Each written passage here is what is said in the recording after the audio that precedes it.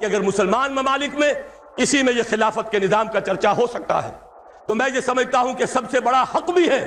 اور سب سے بڑا فضل بھی ہے اللہ کا کہ پاکستان سے ہو۔ 400 برس کی تاریخ، سارے عظیم مجددین امت یہاں پیدا ہوئے، مجدد الفسانی، شاہ ولی اللہ دہلوی، شہیدین کی تحریک جن کا خون جذب ہوا یہاں بالا کوٹ میں،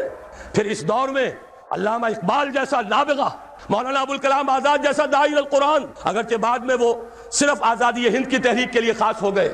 مولانا مودودی جیسا مفکر اور مصنف، اسی طریقے سے مولانا الیاس صاحب کی جماعت، اتنی عظیم حرکت، یہ سب کے سب جو ہے کچھ اشارات ہیں فطرت کے۔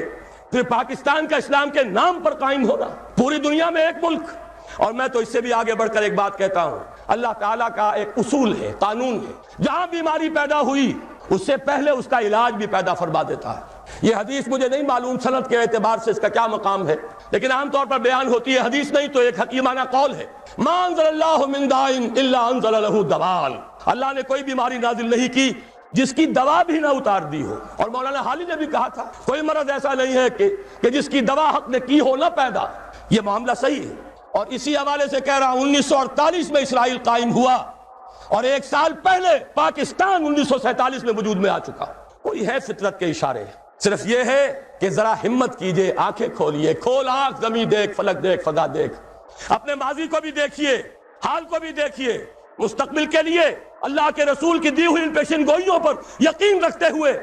کمر ہمت کس کے کھڑے ہو جائیے،